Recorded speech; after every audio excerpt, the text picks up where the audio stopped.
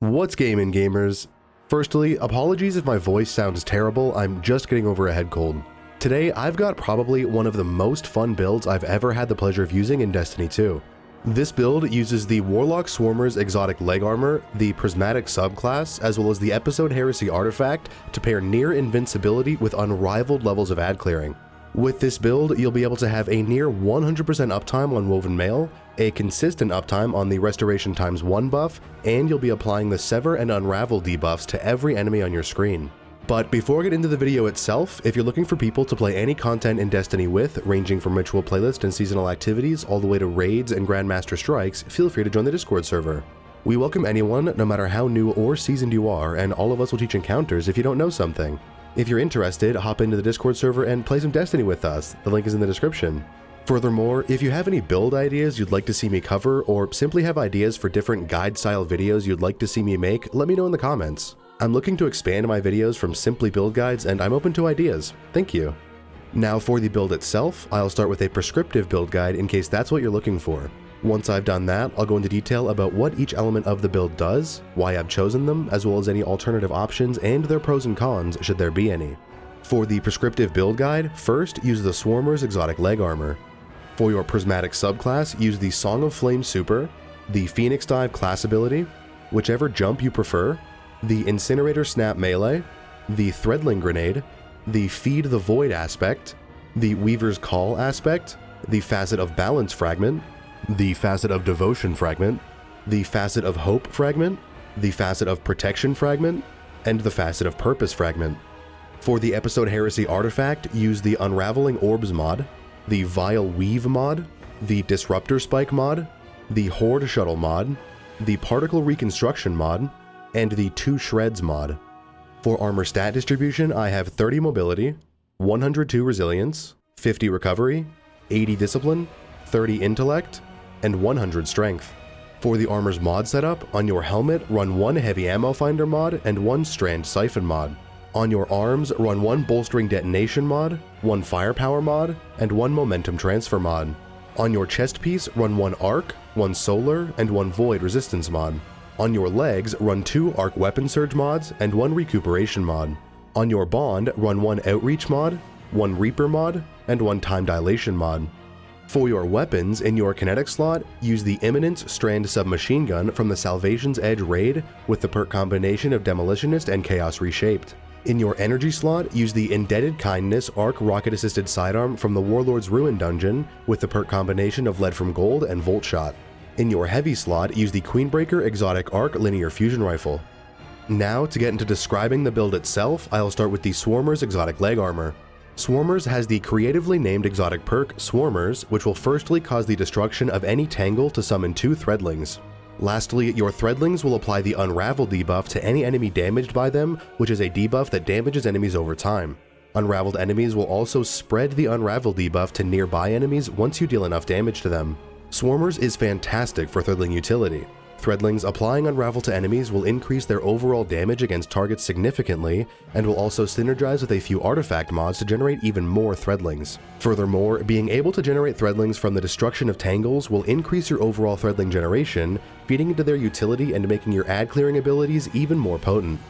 Now that you know what Swarmers does, I can get into the subclasses set up for this build, starting with the Song of Flame super.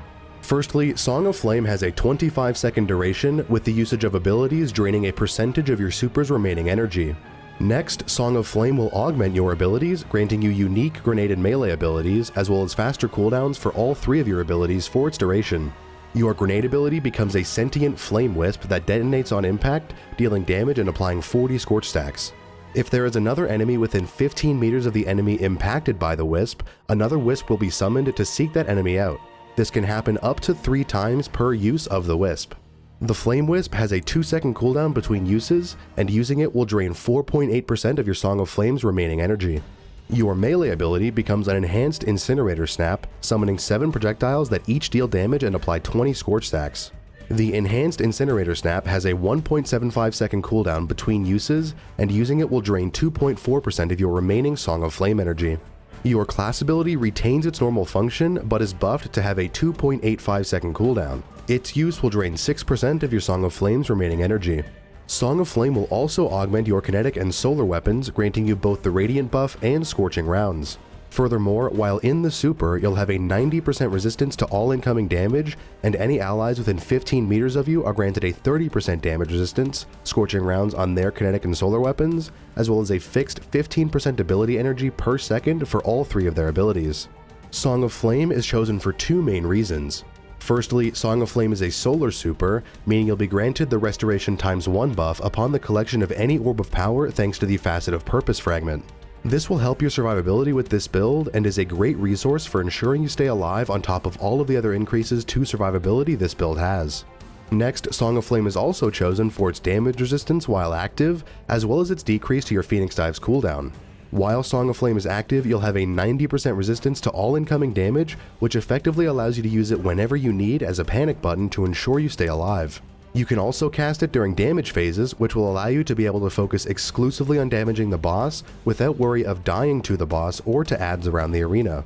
You could use Song of Flame for damaging bosses as well, but I find it doesn't deal enough damage to be worthwhile over simply using its significant damage resistance as a utility to allow yourself to not worry about dying. If you wanted, you could swap out Song of Flame for either Needlestorm or Nova Bomb. Needlestorm will provide you with more strand utility thanks to the Threadlings it summons upon use, as well as a super that does more damage to bosses during damage phases. Having Needlestorm equipped will also cause Orbs of Power to grant you the Woven Mail buff via the Facet of Purpose fragment. Nova Bomb is similar in utility. If you need more boss damage, Nova Bomb is a great super, and having it equipped will grant you a Void Overshield when you collect an Orb of Power. Next, for your class ability, the Phoenix Dive will allow you to slam the ground while in the air, instantly granting you and any ally within 9 meters of you the Cure ×2 buff, which heals 120 health. Phoenix Dive also has a shorter base cooldown than either the Healing or Empowering Rifts, with its base cooldown being 55 seconds compared to the Rift's 82-second base cooldown. Phoenix Dive is chosen as it's a very mobile ability. You'll be moving constantly with this build, and while the build does have a few ways of healing, standing still in a rift makes using the rest of the build more difficult. Furthermore, its faster cooldown allows you to use it more often, which will allow you to heal yourself more often if you need it, or to deploy your perched Threadlings more frequently. Onto your melee ability, the Incinerator Snap melee will allow you to snap your fingers to send a fan of 5 burning sparks forward, each dealing damage and applying 20 scorch stacks to enemies hit by the sparks. Incinerator Snap has a short range, but can instantly ignite any enemy by hitting them with all 5 of the sparks. Incinerator Snap is chosen for its capability to instantly ignite a target. Ignitions are a great source of burst damage onto any enemy, and that's how you'll be using Incinerator Snap with this build most of the time. As you'll be highly mobile with this build, you'll be close enough to Majors and Elites to be able to ignite them with Incinerator Snap almost all the time, noticeably increasing your DPS against them. For your grenade ability, the Threadling Grenade will split into 3 projectiles upon impact with an enemy or a surface, or after having been in the air for a short period of time. Each of the 3 projectiles will then generate a Threadling. The Threadling Grenade is simply chosen for its generation of Threadlings. As Threadlings are the main focus of this build's damage output, being able to generate 3 of them whenever you throw your grenade is hugely beneficial to the build. Onto the aspects. Firstly, the Feed the Void aspect will cause any ability kill you get to grant you an enhanced version of the Devour buff for 10 seconds. Upon activating this enhanced version of Devour, you'll be instantly granted 200 health, which will fully heal you. While Devour is active, any kill you get, regardless of how it's acquired, will grant you 200 health, an amount of grenade energy dependent on the tier of enemy killed, and will add 5 seconds to the buff's timer up to its maximum of 10 seconds. Feed the Void is a fantastic aspect for use with this build. Firstly, it'll heal you to full health instantly upon getting any kill, which will effectively keep you alive through anything so long as you're killing enemies. Secondly, Feed the Void's grenade energy gains will help tremendously with your Threadling Grenade's uptime, ensuring you're constantly summoning Threadlings to apply debuffs and damage and kill enemies. Finally, Feed the Void will add 5 seconds to its timer anytime any of your abilities get a kill. This includes any Threadling you've summoned, tangles you've thrown, the Unravel debuffs damage, and your Incinerator Snap and its ignition. This means you'll have Feed the Void active constantly, and all it takes is 1 ability kill to let the aspect effectively manage itself. The second aspect, Weaver's Call, will firstly cause the activation of your class ability to instantly summon 3 Threadlings, as well as instantly deploy all of your perched Threadlings. Next, Weaver's Call will cause any strand kill you get to progress a hidden counter that, upon reaching 100%, generates a perched Threadling. Most enemies grant 34% to this counter, while killing boss enemies exclusively will instantly generate a perched Threadling. Weaver's Call is used to simply increase the total amount of Threadlings you can generate. Every 3 kills you get with Strand Damage will generate a perched Threadling, which can then be deployed every 0.5 seconds by either dealing weapon damage, melee damage, or by activating your Phoenix Dive. Being able to generate this many Threadlings constantly will massively increase your overall area control, helping you to clear adds with much more frequency. Onto the fragments. Firstly, the Facet of Balance fragment will grant you a base 10% melee energy upon getting 3 rapid light damage kills, and a base 10% grenade energy upon getting 3 rapid darkness damage kills. Facet of Balance has no intrinsic cooldown, meaning the more quickly you get kills, the more ability energy you'll be able to generate. Facet of Balance is chosen to further increase the amount of grenade energy you can generate. Most of the kills this build gets will be caused by darkness damage, meaning every 3 rapid kills acquired by your darkness weapons, Threadlings, Tangles, and the Unravel debuff will grant you 6.25% Threadling grenade ability energy. This is additional to the grenade energy granted by the Feed the Void aspect, as well as the Demolitionist weapon perk. Being able to generate your Threadling grenade more quickly will increase the amount of Threadlings you can generate, again increasing this build's Threadling uptime.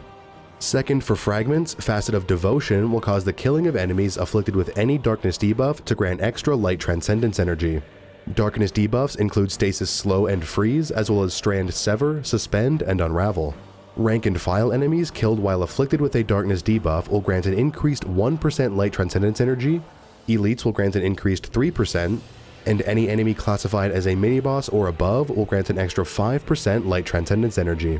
Furthermore, Facet of Devotion comes with a 10-point boost to your strength stat. Facet of Devotion is brought to significantly increase your Transcendence uptime. With this build, you'll be applying Sever and Unravel to nearly every single enemy you damage, meaning you'll be granted the extra light Transcendence energy constantly. The third fragment, Facet of Hope, will grant you a 60% boost to your class ability's recharge rate while you have any elemental buff applied to you. Facet of Hope is brought to decrease your Phoenix Dive's cooldown, allowing you to use it more often to cure yourself and to generate and deploy even more Threadlings.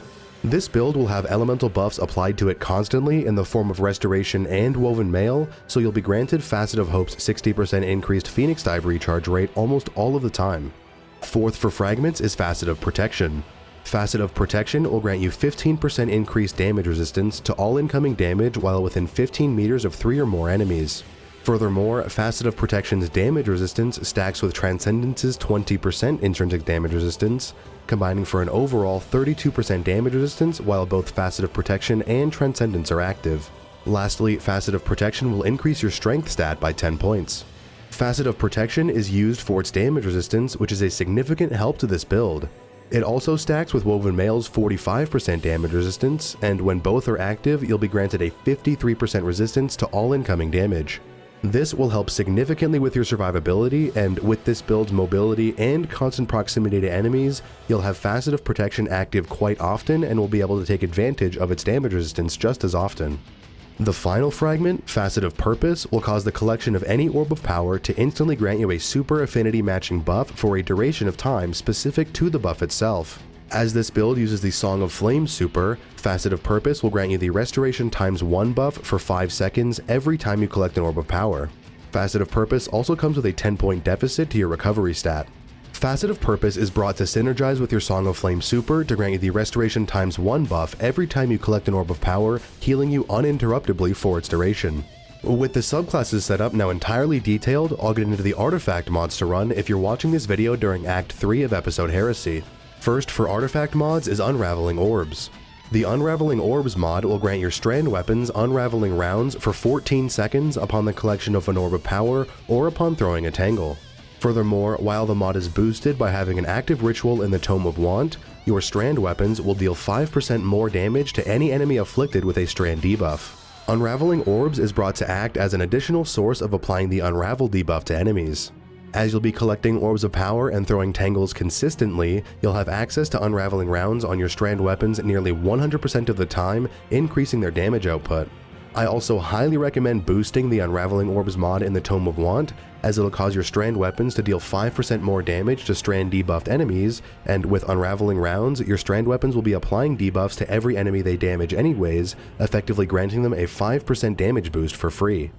Second, for artifact mods, Vile Weave will cause your Tangles to apply the Sever debuff to any enemy damaged by their explosions. Furthermore, upon picking up a Tangle, Vile Weave will reduce your Tangle cooldown by 1 second. Vile Weave is brought simply as a passive boost to the utility of your Tangles. Having them apply Sever to enemies is beneficial, as this build thrives on applying debuffs and killing debuffed enemies. Additionally, I recommend boosting Vile Weave in the Tome of Want, as it'll simply allow you to generate Tangles slightly more often. The third artifact mod to run, Disruptor Spike, will enhance the effects of both the Exhaust and Sever debuffs, lowering the damage output of combatants affected by those debuffs even further. Exhaust's debuff is increased to 35% from 25%, and Sever's debuff is increased to 52% from 40%. Disruptor Spike is a fantastic boost to this build's survivability. As you'll be severing almost every enemy you deal damage to with this build, all of those enemies will deal 52% less damage to you for the duration of the Sever debuff. This is massively beneficial for your survivability, especially when combined with all of the damage resistance and healing capabilities this build already has. Fourth, for artifact mods, Horde Shuttle will cause a Threadling to be summoned upon dealing enough weapon damage to any enemy affected by the Unravel debuff. Different tiers of enemies require different amounts of damage to summon a Threadling, with lower tier enemies requiring less weapon damage dealt to them than higher tier enemies. While Horde Shuttle is boosted by having an active ritual in the Tome of Want, your Threadlings will apply the Sever debuff to any target damaged by them. Horde Shuttle is brought to again allow this build to summon even more Threadlings. You'll be dealing damage with your primary strand weapon constantly with this build, and as every enemy you shoot will be unraveled thanks to the Unraveling Rounds buff granted by the Unraveling Orbs mod, you'll be generating the extra Threadlings constantly. I also highly recommend boosting Horde Shuttle, as having your Threadlings apply the Sever debuff when they damage enemies is hugely beneficial to build synergy and your survivability. The fifth artifact mod to run, Particle Reconstruction, will allow any fusion rifle or linear fusion rifle hit on an enemy to apply a unique stacking weaken effect that increases damage dealt to that enemy by fusion and linear fusion rifles only. At 1 stack, any fusion rifle will deal 5% more damage, all the way up to 27.6% extra damage at 5 stacks of the debuff. Any 30% weaken debuff will override this effect however, such as Hunter Tether and Tractor Cannon. Furthermore, the 15% debuff applied by Divinity also overrides Particle Reconstruction's debuff, which will cause you to deal less damage than you would without it. Lastly, upon hitting an enemy with 50% of your fusion rifle's magazine rounded down, +1, you'll have 10% of your fusion rifle's magazine refunded. Particle Reconstruction is simply brought to increase the amount of damage you can deal during damage phases and nothing more. As I mostly use this build solo, having any damage buff I can get is beneficial to ensure I can kill a boss in a timely fashion. Sixth and finally for artifact mods is the 2 Shreds mod. Firstly, 2 Shreds will cause you to apply the Unravel debuff to any severed target after damaging them enough. Next, upon killing any severed target, a hotspot of strand energy will be generated at that enemy's location. This hotspot will pulse 3 times, once every 2 seconds, and as long as you're standing within its radius, will grant yourself and any allies 15 health and the Woven Mail buff for 10 seconds every time it pulses. While boosted by having an active ritual in the Tome of Want, 2 Shreds will cause your unraveling projectiles to deal 10% more damage to every enemy and to deal 25% increased damage to any severed enemy. 2 Shreds is a fantastic mod for this build. Its granting of Woven Mail when within the hotspots is amazing for survivability, providing you a 45% resistance to all incoming damage while Woven Mail is active. Furthermore, having 2 Shreds boosted by the Tome of Want is hugely beneficial for your damage output, as it'll simply allow your unraveling projectiles to deal more damage. As you'll be unraveling almost every enemy you deal damage to, buffing unraveling projectile damage will be helping you constantly. With the artifacts mods now detailed, I'll get into the armor setup for this build, starting with stat distribution. In the top 3 grouping of mobility, resilience, and recovery, spec into resilience first, with recovery second, and ignore mobility altogether. Firstly, for importance in the top 3 grouping is resilience. Every tier of resilience you have will slightly increase your total amount of health, as well as increasing your base overall damage resistance to all incoming damage. At tier 10 resilience, you'll have a maximum of 200 health and a significant 30% resistance to all incoming damage. Tier 10 resilience will cause you to take 30% less damage from all enemies all the time, as well as increasing your health to its maximum of 200. Resilience is the most important stat in the game. Get resilience to tier 10 before any other stat. Second for importance in the top 3 grouping is recovery. Recovery dictates both the delay between taking damage and the start of your health regeneration, as well as the rate at which your health regenerates. Higher tiers of recovery lower the delay and increase the rate of health regeneration. Furthermore, it's the Warlock's class stat, meaning higher tiers of recovery will positively affect the cooldown of your Phoenix Dive. The higher your recovery is, the faster your Phoenix Dive will recharge. Recovery is most useful for its lowering of your Phoenix Dive's base cooldown. As this build has significant healing and damage resistance potential already, you'll almost never find yourself at the mercy of recovery's passive healing, so you don't need to spec too highly into it. Lastly, for importance in the top 3 grouping is mobility. Mobility increases your walking, strafing, and crouching movement speeds as well as your initial jump height. It doesn't affect your sprint speed. Mobility is entirely unimportant for this build. You have zero need to move faster while you walk, strafe, or crouch, nor do you have any need to jump high, so you don't need to put any points into mobility. Keep it at its base of 30 points and invest the rest of your stat points into more important stats. In the bottom 3 grouping of Discipline, Intellect, and Strength, spec into Strength first, with Discipline second, and ignore Intellect altogether. Strength is the most important stat to spec into in the bottom 3 grouping. Strength will dictate the base recharge rate of your melee ability. Your melee's base recharge rate, as governed by the Strength stat, doesn't affect any active ability energy gains and will only affect the passive recharge rate of the melee ability itself. As this build doesn't have many ways of actively generating melee energy, having a high Strength stat is important. Having a high Strength stat will ensure you can take advantage of your Incinerator snap melee more often, igniting enemies to deal significant burst damage or to clear a group of adds quickly. Second for importance in the bottom 3 grouping is Discipline. Discipline will dictate the base recharge rate of your grenade ability. Your grenade's base recharge rate, as governed by the Discipline stat, doesn't affect any active ability energy gains and will only affect the passive recharge rate of the grenade ability itself. Discipline is less impactful to this build than Strength, as you'll never be at the mercy of your grenade's passive cooldown. The Feed the Void aspect will single-handedly grant you nearly all of the grenade energy you could ever need, on top of both the Facet of Balance Fragment and the Demolitionist Weapon perk granting further grenade energy. As that's the case, you can forego some points in Discipline in favor of Resilience and Strength. Lastly for importance in the bottom 3 grouping of stats is Intellect. Intellect will lower the base cooldown of your super. At tier 10 Intellect, your super will passively recharge 31% faster than it would at its base of tier 3. Intellect is entirely unimportant for this build, as you won't be using Song of Flame very often anyways. You'll be generating your super actively by dealing damage, getting kills, and collecting orbs of power, and Intellect doesn't affect active super energy gains whatsoever. Keep Intellect at its base of tier 3 and use the rest of your stat points on more impactful stats. With the Armor's stat distribution now detailed, I'll get into the Armor's mod setup for this build, starting with the Helmet's mods. Firstly, for helmet mods, the Heavy Ammo Finder mod will cause your weapon final blows to increase a hidden counter that, upon reaching 100%, summons a brick of heavy ammo. The amount of ammo a Finder mod will summon depends on the amount of Finder mods equipped. As this build only uses one Heavy Finder mod, every Finder brick summoned will drop an amount of ammo equivalent to 33% of a normal heavy ammo brick. Heavy Ammo Finder is simply brought to increase your total generation of heavy ammo. This build won't be getting very many weapon final blows, but being able to consistently generate heavy ammo without having to wait to get a normal heavy brick is a small bonus to your heavy weapons uptime. Next, the Strand Siphon mod will cause an Orb of Power to be summoned upon getting 2 rapid Strand weapon kills.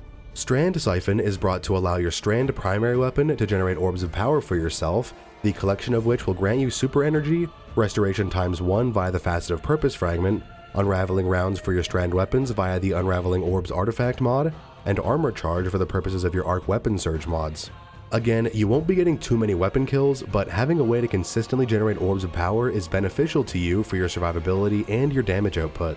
If you're running this build with the Needlestorm super equipped, you can run a Harmonic Siphon instead of the Strand Siphon mod. This will save you armor energy, allowing you to slot in a second Heavy Ammo Finder mod to increase the amount of ammo the Finder brick grants you. Onto your arms mods, firstly, the Bolstering Detonation mod by itself will grant you a base 12% class ability energy instantly upon dealing damage with your grenade ability on a 7-second cooldown.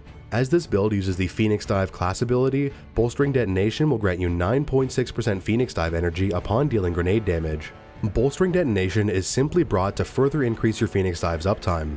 One important thing to note about all 3 arms mods is that the Threadling grenade can be a bit finicky. Only the 3 Threadlings summoned by the grenade itself can proc Bolstering Detonation, and if those Threadlings return to you and become purged Threadlings, they can no longer proc Bolstering Detonation. Next, for your arms mods, the Firepower mod on its own will generate an Orb of Power upon getting any grenade kill with a 10-second cooldown between orb generations. Firepower is brought as an extra way to generate Orbs of Power on top of your weapon kills. You'll be throwing your Threadling grenade constantly, meaning you'll be able to generate Firepower's orb as often as the 10-second cooldown allows. Again, this only works with the Threadling generated by the grenade itself. Lastly, for arms mods, the Momentum Transfer mod by itself will grant you a base 12% melee ability energy upon dealing damage with your grenade ability on a 7-second cooldown. As this build uses the Incinerator Snap melee, Momentum Transfer will grant you 10.8% Incinerator Snap energy upon dealing grenade damage. Momentum Transfer is brought to increase your Incinerator Snap's uptime, as this build has very few ways of actively generating melee energy. Incinerator Snap is a great utility option for this build, so being able to generate energy for it to increase its uptime will help you cause ignitions more often. If you wanted, you could forego both Bolstering Detonation and Momentum Transfer in favor of a second Firepower mod. Having 2 Firepower mods equipped will lower the cooldown between orb generations to 5 seconds instead of 10 seconds, effectively doubling the amount of orbs you can generate in any given time period. With this build, you'll be generating your grenade fast enough to be able to take advantage of a shorter Firepower cooldown, so if you find you want to generate more orbs of power, use a second Firepower mod. For your Chestpieces mods, simply running whatever resistance mods you need for the content you'll be running will suffice. For general low-level content, I usually just run 1 Arc, 1 Solar, and 1 Void resistance mod, but when running higher difficulty content, or any content with a threat modifier, I will change my resistance mods accordingly. In higher difficulty content, it's smart to think of what enemy type you'll be fighting against, as they generally have 1 or 2 main sources of damage. For example, if you're running this build in the Ghosts of the Deep dungeon during the Rite of the Nine, use 2 Arc resistance mods and 1 Concussive Dampener mod. The Lucent Hive have significant sources of arc damage. The Lucent Moths, Thrall Melee, Hive Knights, Revenant Acolytes, Lucent Wizards, as well as both of the dungeon's bosses. Furthermore, all of the arc damage dealt by these enemies, with the exception of Thrall, has splash or explosive damage. This is what the Concussive Dampener mod is brought for, as Concussive Dampener will stack multiplicatively with the 2 arc resistance mods to keep yourself much safer from all sources of arc damage dealt in the dungeon. However, if you find yourself getting beamed by Hive Ogres, or if normal Acolytes are killing you with their Void attacks, you can swap out the Concussive Dampener mod for a Void resistance mod. I do recommend against a Void resistance mod if you can help it, but the option is there if you need it. Onto your legs mods. Firstly, the 2 Arc Weapon Surge mods together will grant your Arc Weapons a 17% boost to their damage output while you have any stacks of armor charge. This is a 70% increase in damage over just having 1 Arc Weapon Surge mod equipped. The Arc Weapon Surge mods are brought as they'll increase both your Arc Energy Weapons damage when you need it to kill mages and elites during mechanic phases, as well as increasing your Arc Heavy Weapons damage during damage phases. The 17% damage boost is significant over the course of an entire phase, and will help you immensely when hitting breakpoints and clearing encounters quickly. Lastly, for your legs mods, the Recuperation mod will grant you 70 health instantly upon the collection of any Orb of Power with no cooldown. Recuperation makes Orbs of Power even more lucrative for healing, as you'll be granted its 70 health instantly on top of being granted the Restoration ×1 buff by the Facet of Purpose fragment. Admittedly, the Feed the Void aspect will be more impactful for your overall healing with this build, but having more sources of healing will only serve to increase your survivability. For your Bonds mods, firstly, the Outreach mod on its own will serve to grant you a base 12% melee ability energy instantly upon the use of your class ability. As this build uses the Phoenix Dive class ability, Outreach will grant you 7.2% Incinerator Snap energy every time you use Phoenix Dive. Outreach is simply brought to be another way to actively generate Incinerator Snap energy. You'll be generating your Phoenix Dive fairly quickly with Facet of Hope and the Bolstering Detonation Arms mod, so you'll be able to use it often to noticeably boost your Incinerator Snap's uptime. Next, for your Bonds mods, the Reaper mod by itself will cause your next weapon final blow within 10 seconds of having cast your class ability to summon an Orb of Power on a 10-second cooldown. Reaper is brought as generating Orbs of Power with the Strand Siphon mod, and the Firepower mod can be inconsistent with this build. With the Strand Siphon mod, oftentimes the Unravel debuff will steal your kills, preventing an orb generation. Similarly, with the Firepower mod, the Threadlings your grenade summons may decide to target a major or elite enemy who has too much health to kill on their own, preventing them from generating an Orb of Power. Of course, this could very well simply be a skill issue on my part, but having Reaper grants a way to consistently generate an Orb of Power on demand, which is why I've chosen it. Lastly, for armor mods, the Time Dilation mod by itself will cause each stack of decaying armor charge you have to last 50% longer, increasing their duration to 15 seconds from their base of 10 seconds. Time Dilation will help your armor charge to last longer, allowing you to carry it further into damage phases, as well as granting you more time between collecting Orbs of Power to keep your armor charge active. If you find your orb generation to be consistent enough, you can swap out the Reaper mod in favor of a second Time Dilation mod. 2 Time Dilation mods together will increase your armor charge's decay timer to 18 seconds instead of 15 seconds, and can be a good option for encounters with particularly long damage phases. With the armor setup now entirely detailed, I'll get into my recommendations for weapon choice for this build. I'll go over each slot in order, from kinetic to energy and then to power, detailing my prescriptive weapon choice and why I've chosen that specific weapon. Once I've done that, I'll then give a few alternative options if you don't have those weapons, don't want to use those weapons, or otherwise want to use something different. In the kinetic slot, I use the Imminence Strand Submachine Gun from the Salvation's Edge raid with the perk combination of Demolitionist and Chaos Reshaped. I use Imminence with this specific perk combination for a few reasons. Firstly, it's a strand weapon, meaning it'll be granted the Unraveling Rounds buff every time I collect an Orb of Power thanks to the Unraveling Orbs artifact mod. Secondly, as it's a primary weapon, I can use it constantly without having to worry about ammo, and I can apply Unravel with it as often as I need. Third, Demolitionist is a great perk and will help your Threadling Grenade generate even faster when paired with the Feed the Void aspect and the Facet of Balance fragment.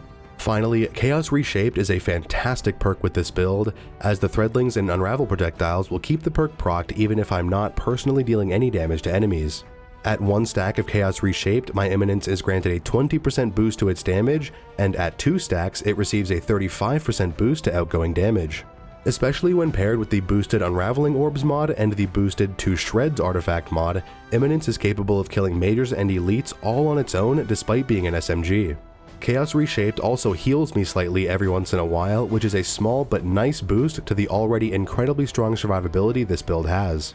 However, if you don't have Imminence, don't want to use Imminence, or otherwise would like to use something different, there are alternative options. I highly recommend a strand primary ammo weapon with the Demolitionist perk, as Demolitionist will even further increase your Threadling Grenade's uptime. However, perks like Hatchling and Pugilist, or any damage increasing perk, are also good options.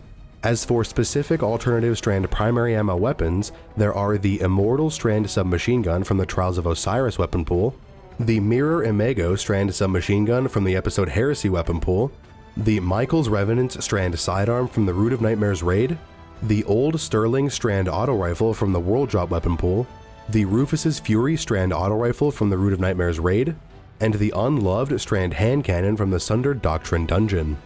Onto the energy slot, I use the Indebted Kindness Arc Rocket Assisted Sidearm from the Warlord's Ruin dungeon with the perk combination of Lead from Gold and Volt Shot. I use Indebted Kindness simply because it's an arc weapon and synergizes with the arc weapon surge mods in my legs. You can really use any special ammo weapon in the energy slot. It's just used for dealing damage to mages and elites when you need to kill them quickly, or to supplement your boss damage if you run out of heavy ammo. If you don't have Indebted Kindness, don't want to use Indebted Kindness, or are simply looking for alternative options, there are the Aberrant Action Solar Rocket Assisted Sidearm from the episode Echoes weapon pool, the Found Verdict Arc Shotgun from the Vault of Glass raid, the Lotus Eater Void Rocket Assisted Sidearm from the Nightfall weapon pool, the Mindbender's Ambition Solar Shotgun from the Legacy Nightfall weapon pool, the Techian Force Arc Fusion Rifle from the Last Wish raid, and the VS Gravitic Arrest Void Fusion Rifle from the Vespers Host dungeon. For the heavy slot, I use the Queenbreaker Exotic Arc Linear Fusion Rifle. Queenbreaker is a fantastic weapon for damage, especially with its catalyst granting the weapon rewind rounds. Furthermore, it's an arc weapon, meaning it'll synergize with the arc weapon surge mods slotted in your legs. Additionally, as it's a linear fusion rifle, it'll work with the Particle Reconstruction artifact mod, which will allow it to grant itself up to 27% more damage overall against any enemy you hit with it. However, if you don't have Queenbreaker, don't want to use Queenbreaker, or otherwise want to try something different, there are alternative options. For exotics, those options include the Microcosm Exotic Kinetic Trace Rifle, the 1000 Voices Exotic Solar Fusion Rifle, and the Thunderlord Exotic Arc Machine Gun. I'll get into other exotic recommendations shortly, but if you're using an exotic in either your kinetic or energy slot, I'll recommend some legendary heavy weapons you can use for damage. They are the Bittersweet Arc Grenade Launcher from the episode Heresy weapon pool, the Briar's Contempt Solar Linear Fusion Rifle from the Root of Nightmares raid, the Cold Comfort Stasis Rocket Launcher from the Ghosts of the Deep dungeon, the Hezen Vengeance Solar Rocket Launcher from the Vault of Glass raid, the Line in the Sand Arc Linear Fusion Rifle from the episode Echoes weapon pool, and the VS Chill Inhibitor Stasis Grenade Launcher from the Vespers Host dungeon. As for other exotic recommendations, there are a few exotic weapons you can run if you don't want to use an exotic heavy. Kinetic slot exotics include the Barrow Dyad Strand submachine gun, the Final Warning Strand sidearm, and the Quicksilver Storm Strand auto rifle. Energy slot exotics include the Choir of One Void auto rifle, the Lord of Wolves solar shotgun, and the Merciless solar fusion rifle. With the entire build now detailed, I'll get into the playstyle I use with this build to help teach you how to use the build. Firstly, when starting an encounter, find an enemy to kill with an ability to start your Feed the Void loop. If there are only mages and elites, causing an ignition with your Incinerator Snap works wonderfully. If there are minor enemies, your Threadling Grenade will dispatch them quickly and will also summon an Orb of Power when it kills them, granting you unraveling rounds to your Strand Weapons and allowing them to deal 5% more damage to unraveled enemies. Now that you've done that, the rest of the playstyle is incredibly simple. Just use your abilities whenever they're off cooldown. Throw your Threadling Grenades as often as you can, and if you specifically need to generate an Orb of Power, throw the grenade at the ground in front of an enemy you know the Threadlings can kill. If there are mages or elites, or a mini-boss you want to deal burst damage to, get right up close to them and throw your Incinerator Snap at the floor. Doing so will cause an ignition with much greater consistency than just using the melee when looking directly at an enemy, especially if there are other adds around that could interrupt the tracking of the snap's projectiles. Every time you see a tangle, do your best to pick it up and throw it instead of shooting it to destroy it, as that'll allow the Vile Weave artifact mod to lower the cooldown of your tangles by 1 second. In order to receive Woven Mail, simply defeating severed targets will summon the hotspot of Strand Energy from the 2 Shreds artifact mod. Then simply stand within the hotspot to receive 10 seconds of Woven Mail. You'll be severing targets constantly. Your Threadlings and Tangles will both sever enemies they damage, so you'll never have to worry about doing something specific to generate the hotspots to grant yourself Woven Mail. Lastly, if you are ever in dire need of safety and can't kill an ad with an ability to have Feed the Void heal you, cast Song of Flame to be granted its 90% damage resistance, as well as a significantly decreased Phoenix Dive cooldown. Using Phoenix Dive while in Song of Flame will still summon the Weaver's Call aspect Threadlings, and will grant you the Cure ×2 buff, healing you instantly for 120 health. For damage phases, it's incredibly simple. Cast Song of Flame for its damage resistance, throw a Threadling Grenade or a Tangle if you have one at the boss to apply the Sever debuff, and use your heavy weapon to deal damage. If you're using Needle Storm or Nova Bomb, simply use the super on the boss when the damage phase starts, and then again go to town with your heavy weapon. But that's pretty much it for this build. Thank you for watching. If this video was helpful to you, or if you learned something, leaving a like or subscribing is very helpful to me and my channel, and I'd appreciate it. If you have any questions, comments, or constructive criticisms, please leave them in the comments section. I read all of them and reply to all that I can. Lastly, if you'd like to join our clan, the Tyrant Seraphs, or simply play some Destiny with us, you can learn more about that by joining our Discord server. The link is in the description. Again, thank you for watching and have a great day.